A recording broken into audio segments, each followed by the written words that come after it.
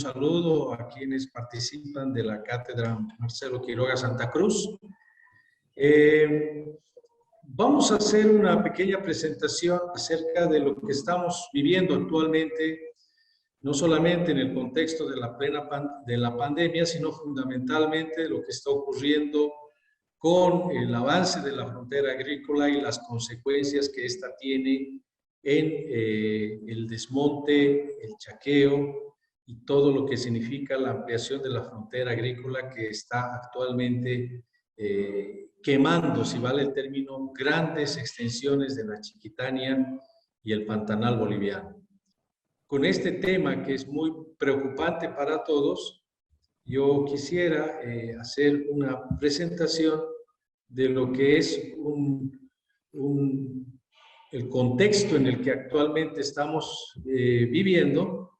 y que se refleja en los siguientes datos. Para comentar acerca de lo que actualmente está viviendo nuestro país con las quemas, deforestación, los incendios y lo que está actualmente aconteciendo en materia de lo que es la falta de una seguridad y soberanía alimentaria, creo que es importante contextualizar a nuestro país como una nación víctima de un modelo agroextractivista. En primer lugar, mencionar que Bolivia está entre los 8 países más ricos en biodiversidad del planeta. Sin embargo, esta riqueza no es aprovechada para el desarrollo sostenible nacional. Y este es un aspecto histórico, yo diría, porque Bolivia sigue siendo un país desde hace muchas décadas, si no siglos, un país caracterizado por ser extractivista y proveedor de materias primas. Pero esto no solamente se da en el rubro de lo que es la minería y los hidrocarburos, sino también se está dando desde varias décadas en lo que es la agricultura nacional. Y decir esto es mencionar que los agronegocios globales, que hoy por hoy son los que dominan el mundo de los alimentos, si vale el término, están determinando la dirección de las políticas públicas, debilitando la soberanía alimentaria. Y esto lo menciono porque de alguna manera los gremios que hoy por hoy son los que están controlando la producción agrícola fundamentalmente en nuestro país, siguen esa agenda del agronegocio global. Es decir, que no podemos mencionar de que existe una agenda nacional, sino más bien una agenda que se subordina a la política que de alguna manera inciden las empresas transnacionales. Y es por esta razón que los agronegocios concentran la producción de algunos alimentos y de esta forma imponen su voluntad al Estado. Y esto se puede ver muy claramente en este cuadro que es con datos oficiales del INE, donde se ve la evolución de la estructura porcentual según la superficie agrícola, según categorías. Fíjense que en el año 84 no pasábamos de tener 1 millón de hectáreas de una superficie agrícola y que hemos llegado al 2020 casi con 3.880.000 hectáreas. Pero en el año 84, el 51% de lo que sembrábamos eran cereales, es decir, trigo, y hemos bajado hasta el año 2020 a 37%. En el caso del trigo lo quiero mencionar y relevar porque podríamos mencionar que de 10 panes que consumimos, 3 panes son de producción de harina o de trigo nacional y 7 panes provienen de trigo importado. Y podrían fijarse también el cuadro de lado, en el que el año 84 las oleaginosas y cultivos industriales eran de un 12% y ahora es el 45%. Es decir, que casi la mitad de lo que sembramos son oleaginosas industriales que están destinados fundamentalmente a la exportación. Y un país tan rico como el nuestro, como el caso de tubérculos y raíces, que en el año 84 sembrábamos un 17%, hemos bajado un 6%. Esto se refleja en que somos importadores netos de papas que provienen de Chile, del Perú, de Argentina, fundamentalmente. Y lo más grave, Bolivia está considerado junto con Perú, entre los más ricos en diversidad de tubérculos del mundo. Ni qué decir frutales, de un 7 a un 4%, un país tan rico en frutas como el caso, sin ir más lejos, de las que existen en la Chiquitania y en la Amazonía, más de 150 frutas silvestres que hoy por hoy están desapareciendo, aunque muchas de estas son consideradas los superalimentos, como el caso del azaí, el achachairú, el copuazú, etcétera, pero que hemos ido bajando en la producción de frutales a un 4%, en hortalizas lo mismo y en forrajes y estimulantes. Esto nos está mostrando elocuentemente que la prioridad es fundamentalmente producir oleaginosas industriales para la exportación. Un 80% se destina a la exportación en desmedro del mercado interno que actualmente está sufriendo este déficit. Este cuadro que me ha antecedido está de alguna manera reflejando que en nuestro país la prioridad es la producción de cultivos industriales para la exportación y esto no es nada más que, y tiene como consecuencia la importación de agroquímicos. Podemos ver ahí en este cuadro cómo la importación de agroquímicos en los últimos 20 años, a partir del año 2000, se ha ido disparando y hemos llegado a más de 2.110 millones de kilos de agroquímicos que estamos actualmente importando y usando en nuestro país, según datos oficiales, y a lo que hay que añadirle un 30% más que ingresa al país por vía del contrabando, según datos del SENASAC. Fíjense que a partir del 2005, cuando se legaliza la soya transgénica, y contrariamente a lo que menciona el agronegocio, que promueve los transgénicos, en sentido de que hay una optimización en el uso de agroquímicos, pues esto más bien es lo contrario en la realidad. El año 2005 se usaban 76 millones de agroquímicos y ahora hemos llegado a más de 174 millones de kilos de agroquímicos en el año 2020, a lo que hay que añadirle, como mencionaba anteriormente, el 30% que ingresa de contrabando.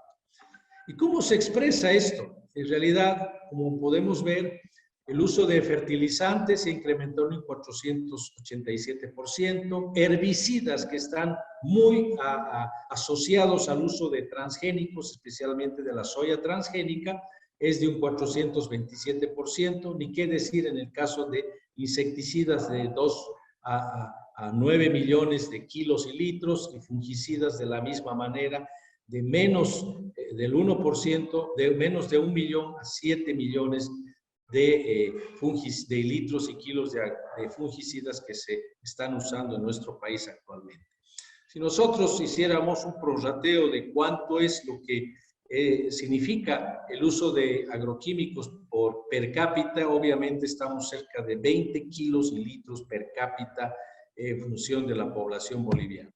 Lo que significa evidentemente un alto uso de acuerdo a las estimaciones que tenemos en cuanto a la población.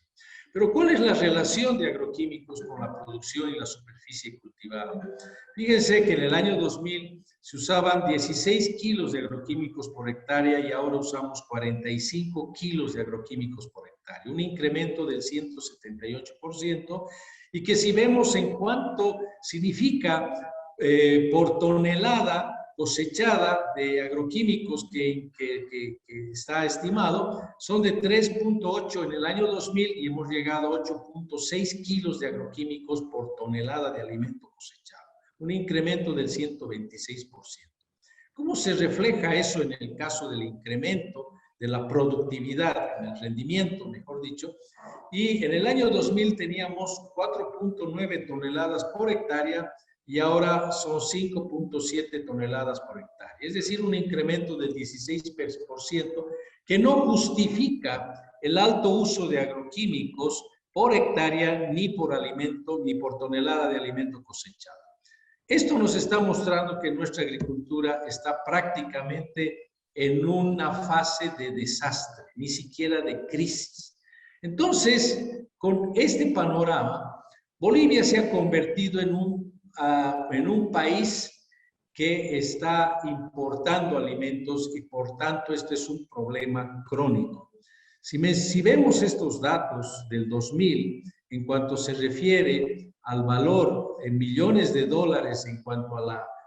la importación de alimentos, pues hemos visto cómo se ha ido incrementando esta cifra, llegando hasta el año 2020 a gastar cerca de 680 millones de dólares en la importación de alimentos y bebidas, lo que significa evidentemente un flujo de divisas que se va del país en lugar de que este dinero sea destinado a promover una agricultura sostenible, fundamentalmente destinada a satisfacer las necesidades del mercado local o mercado interno. Pero ¿qué tipo de alimentos estamos importando? Y ahí podemos ver, de acuerdo a los datos del INE, que seguimos liderando con la importación de harina de trigo y trigo en grano, pero fíjense también que estamos importando preparaciones alimenticias, preparaciones para la alimentación infantil, chocolates, que en términos podríamos decir que Bolivia es centro de origen del cacao, importando chocolates, etcétera. Pero, ¿qué estamos importando? Estamos importando alimentos de la Argentina, de Brasil, del Perú, de Chile, fundamentalmente, y que son alimentos que no nutren. En realidad, excepto el trigo, que es parte de nuestro pan nuestro de cada día, pero estamos importando una serie de alimentos e insumos para el procesamiento de los mismos que se reflejan en que Bolivia sigue con una tasa de subnutrición que ronda el 24% del total de la población. Pero todo esto se está dando obviamente en un marco en el que se sigue insistiendo en la introducción de transgénicos, como estamos viendo en la agenda del agronegocio que se ha planteado al gobierno de Evo Morales en la cumbre Sembrando Bolivia. Se ha insistido en que se debe autorizar la introducción no solo de mayores eventos de soya transgénica, sino también de maíz transgénico, de algodón transgénico, de trigo transgénico, que el mismo que es resistente al glufosinato de amonio, un herbicida de alta toxicidad, etcétera, y que en términos resumidos representa una violación a la alimentación. ¿Por qué decimos esto? Porque en realidad estamos violando una serie de normativas y de la estructura jurídica que justamente prohíben los cultivos transgénicos a partir de la Constitución Política del Estado, el mismo hecho de que Bolivia sea suscriptor del protocolo de Cartagena, en el que se habla el tema de seguridad de la biotecnología, la ley 300, la ley marco de la madre tierra, la ley 144 de revolución productiva, etcétera, y una serie de leyes en las que yo quiero resaltar también la ley 622, la ley de alimentación escolar en el marco de la soberanía alimentaria y la economía plural, que prohíbe el procesamiento o la producción de alimentos transgénicos destinados a este sector de nuestra población. De alguna manera viola la ley 3525 de regulación y promoción de la producción agropecuaria, forestal, no maderable y ecológica, y otras normativas, entre las que también está la ley 71, la ley de derechos de la madre tierra. Es decir, que todas estas leyes y normativas han sido elaboradas al calor de proteger y fortalecer la seguridad y soberanía alimentaria y el alimento como un derecho humano. Es decir, que al introducir los transgénicos, por eso decimos que estos violan el derecho a la alimentación. Y ahí tenemos el ejemplo de la soya transgénica en Bolivia, que en términos, digamos, históricos, podríamos mencionar que a partir del 2005, que se introduce de manera legal, si vale el término, violando muchas normativas que he mencionado, teníamos un 21% de soya transgénica. Pero a pesar de las leyes y de los discursos del vivir bien, el proceso de cambio, el respeto a la madre tierra, a la Pachamama, esto ha continuado, llegando al 2013 a un 100% en la producción de la soya transgénica en nuestro país, lo que ya no más significa no solamente una violación a la normativa, sino también al derecho humano a la alimentación. Pero ahora estamos con la amenaza del maíz transgénico en Bolivia, que este ya está siendo introducido de manera ilegal, de contrabando, pero que va a poner en peligro toda esa diversidad genética que tenemos del maíz. Y como podrán ver en este cuadro y mapa de Bolivia, somos un país maicero por excelencia y por historia. Se han encontrado residuos de maíz en los sitios arqueológicos del altiplano, del lago Titicaca, de Tiahuanacu, en las pampas de Mojos, en el Chaco boliviano, que datan de más de 4.000 años. Es decir, que el maíz no solamente forma parte de nuestra historia y tradición alimenticia, sino también es un patrimonio cultural. Y por esta razón esto se va a poner en peligro, tomando en cuenta que Bolivia es uno de los países más ricos en razas secundarias, con 77 razas, frente a México, que tiene 69, y donde podemos ver en este cuadro los complejos raciales en Bolivia, donde se ve la diversidad que existen en función de los diferentes ecosistemas de los que está compuesto nuestro país, y que estas razas están distribuidas inclusive en diferentes tipos y altitudes que existe. Eso muestra la gran riqueza que va a poner en peligro el gobierno al introducir el maíz transgénico, ¿no?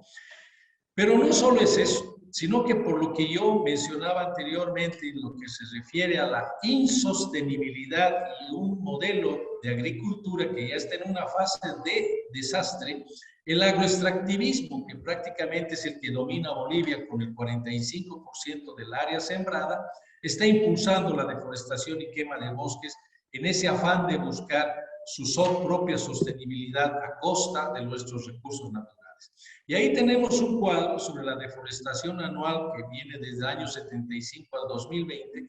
pero fíjense ustedes cómo este se ha ido incrementando a partir del 2006 cada vez más, y según los datos de Global Forest Watch, que hacen un monitoreo vía satélite, tenemos datos que realmente en las barras rojas muestran la diferencia entre lo que dice el ABT. Desde mi punto de vista y personalmente yo le creo más a Global Forest Watch, que hacen un monitoreo imparcial y que muestran como el 2020 la deforestación que se ha dado es de más de 430.000 hectáreas, aunque la ABT dice que son 170.000. Pero esto nos muestra de alguna manera de qué forma Bolivia ha ido incrementando esta tasa de deforestación anual que se refleja en cambios climáticos, en la desaparición de acuíferos, etc. Y que obviamente esta deforestación ha llevado a los mayores desastres que hemos visto entre el año 2015 y 2020, que se ha reflejado en la superficie quemada en cerca de 25 millones de hectáreas, ¿no? Que como podemos ver en este cuadro, en la gestión concretamente del 2020 se ha concentrado una mayor cantidad de superficie quemada en los departamentos de Santa Cruz y el Beni, que hoy por hoy son los focos de atención del crecimiento del agronegocio y el agroextractivismo, que está muy relacionado también a lo que son los avasallamientos y a las concesiones ilegales otorgadas por el INRA, y las autorizaciones en cuanto a la ampliación de los plazos para las quemas y otorgadas por la ABT. Entonces tenemos que en el caso de Santa Cruz y el Beni, representan estos dos departamentos el 92% del área de afectación de todo el territorio nacional, lo que nos muestra claramente la intención de ir copando estos territorios y estos departamentos muy ricos en bosques para satisfacer las necesidades del agronegocio.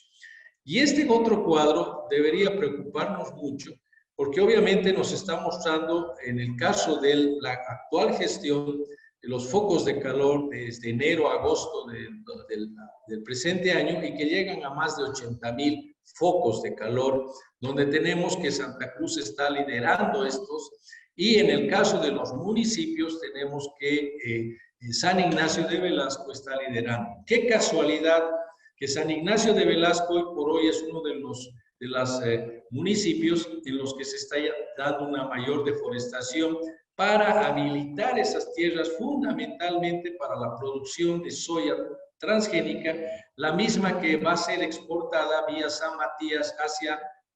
el estado de Mato Grosso do Sul, que ha habilitado 2 puertos en la hidrovía Paraná-Paraguay, además que han sido declarados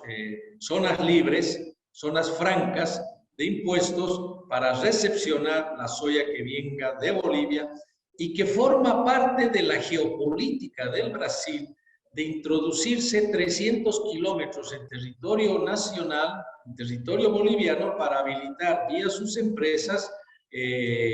bosques que sean desmontados y habilitarlos para la producción de soya, maíz transgénico, sorgo, caña, etcétera, pero que con un impacto muy fuerte y que esto está de alguna manera asociado a la otorgación de concesiones ilegales a colonizadores que están apropiándose de tierras que no son aptas ni para la agricultura ni para la ganadería, pero que estas van a servir también para la habilitación de pastos que sean destinadas para el ganado destinado a la exportación a la China, ¿no? Entonces, tenemos que esta ecuación va cerrando y detrás de la misma obviamente tenemos este tipo de impactos que estamos sufriendo. Entonces,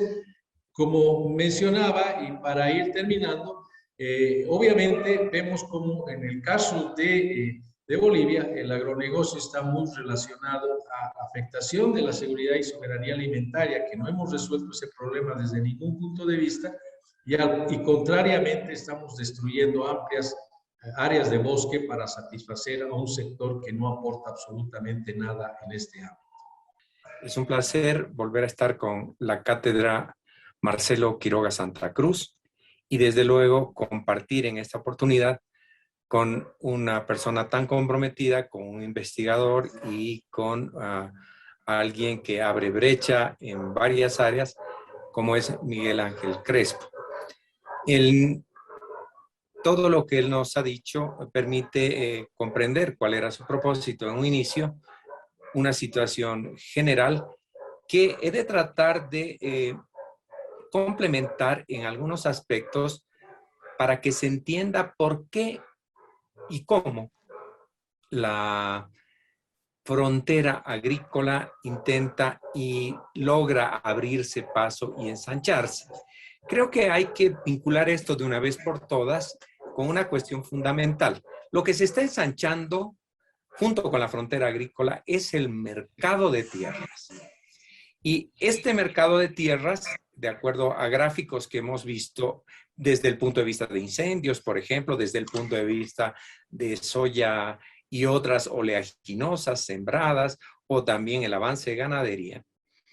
este avance del mercado está relacionado con el impulso fenomenal que ha recibido el avance de la economía de mercado o la economía capitalista, paradójicamente durante el régimen del movimiento al socialismo que jura continuamente que está concentrado en ir hacia economía, hacia una visión, hacia una civilización postcapitalista. Lejos de ello, durante esta fase, su vigencia, la vigencia de este régimen, ha logrado en todas las áreas reconcentrar la expansión de la economía de mercado, de la economía capitalista. Si se hace una comparación desde principios del siglo XX hasta este momento, veremos que la aceleración entre 2006 hasta hoy día es enorme. Ahora, hay que entender por qué el mercado de tierras crece más que otros mercados. Y hay un enigma ya, porque independientemente o más allá del juicio que nos merezca la utilización del paquete tecnológico que caracteriza al agronegocio, no cabe duda que la producción de oleaginosas y en general la producción de alimentos transgénicos y de cualquier naturaleza, de momento transgénicos, en Bolivia no es competitiva frente a la de sus vecinos. Entonces, ¿por qué crece el mercado? ¿Por qué unos agronegocios que cuando uno pone papel y lápiz dan pérdida, por qué se siguen expandiendo? ¿A quién sirve esto? ¿Y quiénes son los beneficiarios de esta expansión del mercado? ¿Quiénes son sus agentes? Cuando digo que no es competitivo el negocio, estoy desmintiendo una primera aseveración de la gran empresa agroexportadora, el gran agronegocio, que nos señala que Bolivia puede convertirse en una potencia si amplía lo que ellos de una manera engañosa, eufemística, llaman la ampliación de la biotecnología. Ellos no plantean una ampliación del uso de biotecnología, sino de una fracción de la biotecnología, la de de las semillas transgénicas. Esa es una parte retrasada ya en este momento, una tecnología cada vez más caduca, cada vez más obsoleta, que se utiliza intensivamente en el Cono Sur, particularmente por tres grandes exportadores: Brasil, Argentina y Paraguay. Ellos tienen ventajas, Brasil y Argentina en primer lugar, porque son receptores, son los primeros receptores de esta tecnología, la utilizan intensamente, y la ventaja mayor que tienen frente a Bolivia es que pueden exportar sus oleaginosas debido a que esta llega a sus puertos.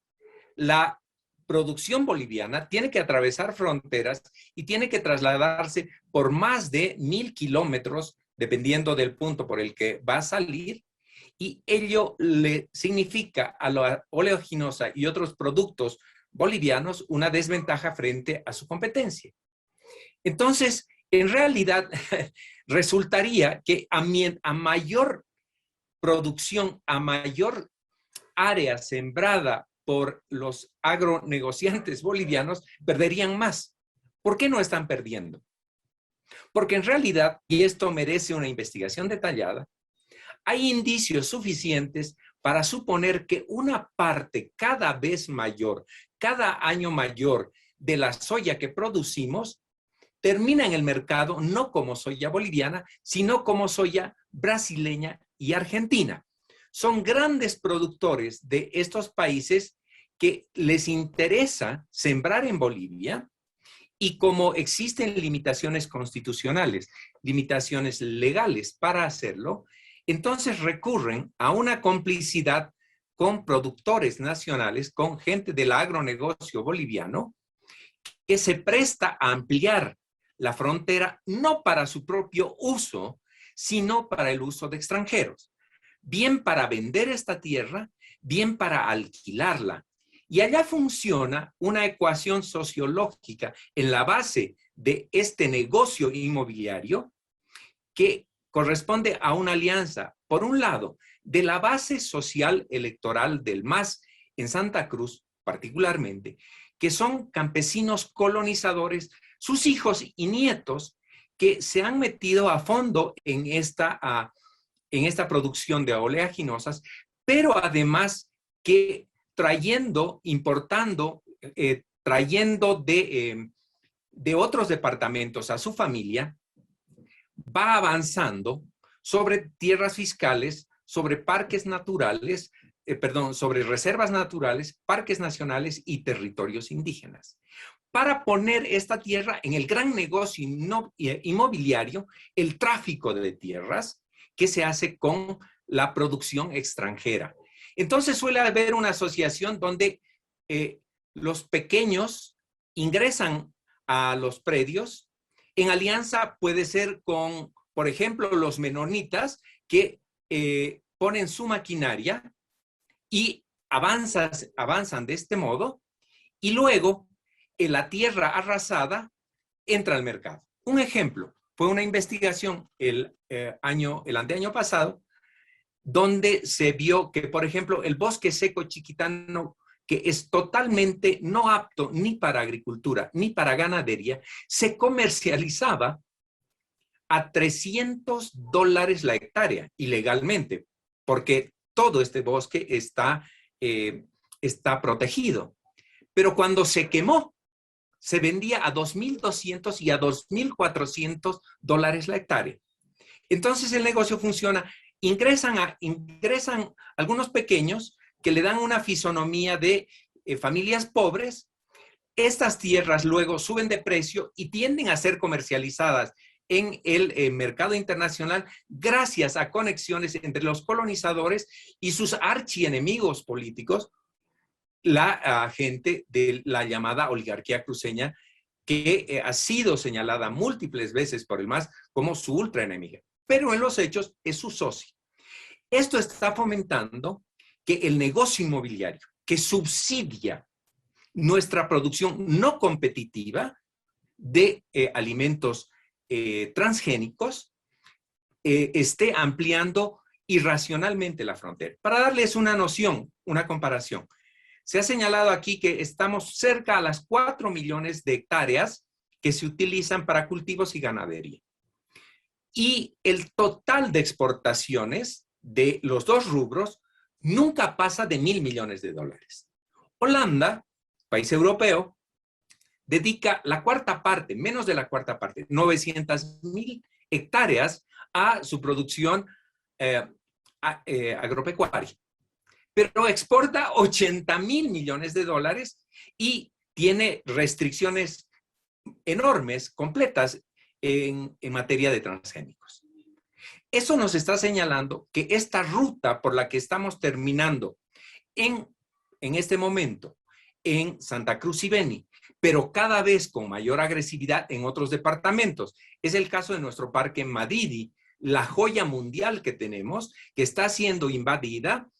por esta misma lógica de especulación de tierras y que además ya está castigada por la producción ilegal criminal de oro, donde se asocian barcazas extranjeras, colombianas, chinas, por ejemplo, con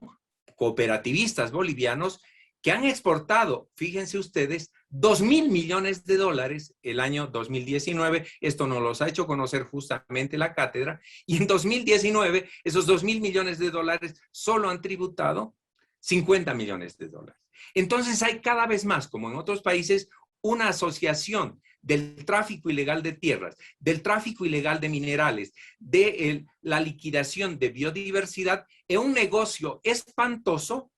que nos quita la única economía que tiene Bolivia en los próximos años, habida cuenta que está agotándose la economía de los hidrocarburos y gran parte de la economía minera. Entonces, el pago que tenemos por esta codicia de unos pocos, pequeños y grandes, es enorme, significa la hipoteca del país. Y se lo hace desde un discurso antiimperialista completamente hipócrita. Sabemos que este año hay riesgo que los incendios cobren una magnitud gracias al cambio climático que puede llegar a la de 2019. Y hay que recordarle al presidente Luis Arce los problemas que él tuvo en 2019 cuando en un avión le preguntaron qué hacía su ministerio, que no daba recursos para frenar el desastre nacional de los incendios en la Chiquitania. Entonces, ahora como presidente se arriesga de nuevo porque aquello que en 2019 dijo que atolondradamente, abochornado, que iba a haber, en fin, no lo está haciendo. El gobierno nacional no está coordinando con su enemigo político de la gobernación, la ultraderecha que está en la gobernación de Santa Cruz, pero ambos de esa manera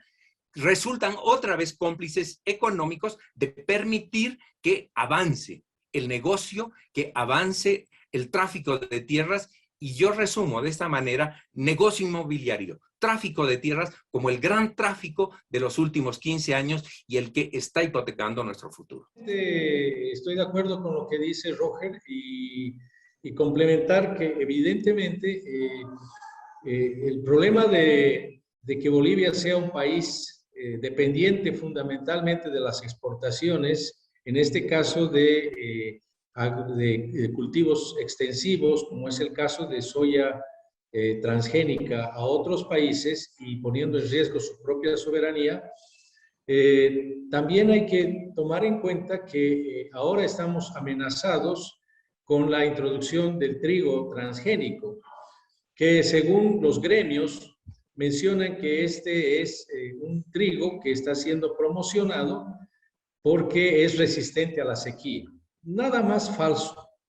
porque el trigo transgénico que se pretende introducir en nuestro país y que lamentablemente ya está en la agenda del agronegocio y están haciendo un fuerte lobby en el gobierno nacional, es un trigo resistente al glufosinato de amonio. El glufosinato de amonio es un herbicida 7 veces más tóxico que el glifosato y es un herbicida que va a destruir definitivamente los suelos, que además no son aptos para la agricultura, pero que Bolivia está sirviendo de conejillo de indias. Este trigo, el HB4 que se habla mucho y que supuestamente va a servir para producir mayor cantidad y que nos permita tener una autosuficiencia, no es nada más que una trampa, porque no ha sido autorizado comercialmente en ningún país. Es más, en Estados Unidos tuvo que pagar una deuda, una multa a la Unión Europea por haber exportado trigo transgénico, que ha puesto en peligro a los consumidores. Hay una fuerte oposición en la Argentina de parte de la industria de los molinos de harina, que se están oponiendo, porque obviamente está destinado esto a la alimentación de todos. Y en el Brasil hay una fuerte oposición también de la industria con referencia a este trigo. Mientras este trigo no sea liberado en algún país comercialmente, no va a ser liberado en ninguna parte del mundo. Y ahí aparece Bolivia, como siempre, ofreciéndose por la ignorancia, yo diría, de nuestros gobernantes y por la mala fe de quienes quieren introducir este tipo de trigo que va a poner en peligro, en serio peligro ya a la industria de la producción de pan en nuestro país. No nos olvidemos que la introducción la importación de trigo, que ronda el 67% del total que necesitamos, ha destruido prácticamente la industria de molineras que existía en nuestro país, porque no solo se ha importado trigo, sino se ha importado harina de trigo. Entonces, ahí vemos cómo la política destinada a la supuesta, a garantizar la supuesta soberanía y seguridad alimentaria no existe en los hechos. Entonces, ese es un comentario adicional que yo quería hacer. Yo quiero subrayar los siguientes elementos. Quiero que quede muy claro que quienes estamos haciendo estas observaciones, en este caso Miguel y yo, como parte de un colectivo muy grande de de productores agroecológicos, por ejemplo, de pequeños productores, de gente concernida con la biodiversidad y el destino de nuestra sociedad, no formulamos estos datos con la idea de golpear y de destruir. Estamos propugnando que existe otra manera de hacer las cosas. Una manera que puede beneficiar, que tiene que beneficiar al conjunto de la sociedad. Es falsa la idea impuesta por el agronegocio de que no hay otra que producir alimentos con el paquete de agrotóxicos y con las semillas transgénicas. Es posible y cada vez es más necesario producir alimentos sanos, fomentando, recuperando nuestra biodiversidad y desarrollando una línea tecnológica que jamás, jamás diría yo, ha sido tocada por el agronegocio, que es la recuperación de tierras. Se trata de rescatar esas tierras que están siendo envenenadas con el uso de estos cada vez más agresivos agrotóxicos y de lograr mayores niveles de producción sin apelar a ellos. Por eso decía en un principio, cuando saludaba a Miguel, que su trabajo pionero en la producción de fertilizantes y pesticidas biológicos señala una ruta. Señala otra ruta coincidente, por ejemplo, el trabajo de Cecín Curi, que tiene un modelo de producción de quinoa orgánica a gran escala en el altiplano, en tierras estériles, en tierras yermas, utilizando productos no tóxicos y recuperando tierras desérticas. Tiene este nuevo modelo de producción de alimentos que es base de la nueva economía boliviana. Tiene experiencias como la de Oscar Saavedra en el Beni, que ha logrado en tierras arcillosas producir magníficas producciones de yuca o de maíz. O tenemos todo un amplio porvenir, como lo viene proclamando el riberalteño holandés Vincent Bos en Riberalta, en la Amazonía boliviana, en la recolección de productos tan apreciados en el mercado mundial como el azaí, como el cacao silvestre. Esta es una parte fundamental que se va a unir, se une con el rescate y la posibilidad de que Bolivia, en vez de traer, como lo ha hecho en el mejor de los tiempos, en 2019, solamente un pequeño flujo de turistas, en vez de traer turistas, en vez de traer 1 millón de turistas, se proponga traer visitantes respetuosos de esa naturaleza, biodiversidad y su conexión con nuestras culturas que han convivido con esta biodiversidad y que pueden crear la base de una economía completamente saneada y con un enfoque completamente distinto del que tenemos en la actualidad. Entonces, esta segunda intervención es para subrayar, hay otra manera, que es una manera que tenemos que aplicarla porque es una cuestión de sobrevivencia. El ataque a nuestra biodiversidad significa el ataque a fuentes de vida, a fuentes esenciales de agua. La estamos contaminando, la estamos secando y estamos contribuyendo a producir eventos extremos como sequías, como inundaciones, como huracanes en otras latitudes. Entonces es cuestión de vida o muerte. Y ese es el tema que está fuera de la agenda del gobierno, del régimen del MAS y de sus opositores que piensan en definitiva, con esa vieja mentalidad, entre comillas, desarrollista que nos ha conducido a este punto de atamiento de amenazas tan grandes como la que enfrentamos hoy. Sí, yo quisiera aquí relevar lo que mencionaba también un poco Roger, ¿no? No estamos en contra de un sector que produce alimentos, sino en contra de un modelo. Y justamente viene aquí el caso de que Bolivia es un país muy rico en megabiodiversidad. Tiene los superalimentos que están en los bosques y que no se los está aprovechando, al contrario, se los está destruyendo. Pero además de esto, Bolivia no gana nada, absolutamente nada, siguiendo esa misma senda de los países que nos rodean en la producción de soya. Bolivia produce apenas el 1% de la soya a nivel mundial y el 1.5% de la soya a nivel del Mercosur, o sea, no somos nada. Entonces, aquí se ve en realidad que lo que se está buscando en el fondo es que se quieran habilitar tierras para ese mercado, ese tráfico de tierras, que en el fondo no va a beneficiar al país. Pero lo más grave de esto es que nos estamos pegando un tiro en el pie, como dicen vulgarmente, porque todo este proceso de deforestación está llevando a un nivel de cambio climático muy fuerte. Las últimas predicciones climatológicas de estos días están anunciando que vamos a tener temperaturas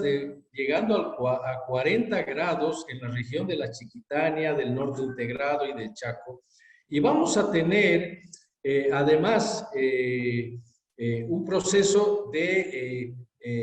sequía que va a llevar, obviamente, a que las condiciones para tener y generar incendios que pueden ser provocados en muchos casos van a llevar adelante una expansión de los incendios sin precedentes. Entonces, tenemos que tener mucho cuidado con esto, porque en términos generales estaríamos jugando con fuego. Y estamos jugando con fuego en un momento en que la pandemia está asolando nuestro país y en la que los bosques son el mejor muro de contención de epidemias y que van a continuar viniendo. La contención de virus y bacterias justamente está en la biodiversidad que tenemos en nuestro país y que es la única opción que tiene Bolivia para su desarrollo. Ahí están las industrias, está la farmacia del mundo, están los alimentos, está la regulación del clima, está el agua, etcétera. Están muchas condiciones que tiene nuestro país que no tiene ni va a tener industrias pesadas como tienen otros países, porque obviamente su ciclo ya ha acabado en el caso de nuestro país y más bien debería aprovecharse la biodiversidad para ser la base del desarrollo sustentable en nuestro país y que no sigamos yendo hacia ese despeñadero que nos está llevando el agroextractivismo, que no es nada más que una continuidad de lo que ha vivido Bolivia con el extractivismo minero, el extractivismo hidrocarburífero, etcétera. Entonces, aún estamos a tiempo. Es un tema de vida, yo diría, el defender este último recurso que tiene nuestro país para su desarrollo, para su alimentación, para la salud, etcétera. Cuando el año 2009 aprobamos una constitución de un Estado plurinacional, eso traducido a la vida diaria significa que en ese instante que decimos, sí, Bolivia es un país diverso en todos los sentidos, ecoambiental, culturalmente, económicamente, etcétera, estamos declarando que los bolivianos somos todos al mismo tiempo, somos altiplánicos, somos chaqueños, somos amazónicos, y hoy día, frente al riesgo que ha motivado esta conversación en la cátedra, somos chiquitanos. Todos somos chiquitanos y todos estamos ante el riesgo de una nueva matanza brutal que ya ha empezado y que puede extenderse con características de catástrofe total. Es por eso que siendo todos bolivianos, todos chiquitanos, todos abrazando la misma necesidad de defender nuestra tierra, nuestro medio ambiente, nuestra vida, creo que se impone que frente a las mentiras, a las vacilaciones y a los acuerdos bajo la mesa, nos planteemos frente a esta enorme amenaza de este año y de los que vienen,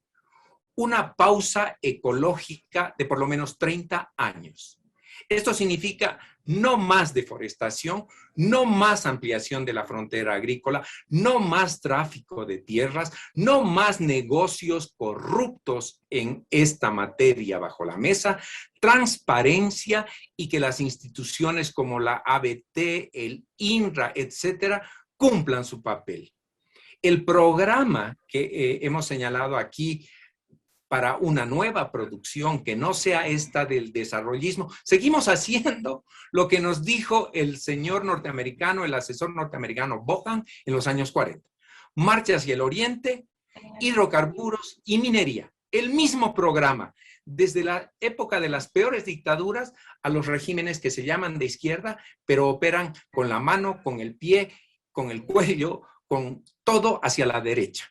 hacia lo conservador y con incapacidad de innovación, de creatividad. Yo quiero cerrar, por lo tanto, esta conversación, este diálogo con Miguel, con la Cátedra Libre, planteando la necesidad de que todos los que estamos disputando para que no se nos ahogue con la pandemia, con el descuido que tiene el Estado en las áreas clave, con la falta de recuperación económica, y quienes estamos aliados por la vida y por la defensa de la biodiversidad, creo que tenemos que plantearnos como una gran cadena unificadora la idea de pausa ecológica. Alto a la deforestación, alto a la aniquilación de biodiversidad, alto al negocio oscuro del tráfico de tierras y de todos los tráficos que esto encubre. Muchísimas gracias. Un gusto nuevamente haber estado contigo, Miguel Ángel. Un abrazo y a todos quienes han tenido la paciencia y nos han dedicado la atención en la cátedra. A Mirko, que nos ha invitado. Hasta la próxima, entonces. Muchas gracias. Hasta luego.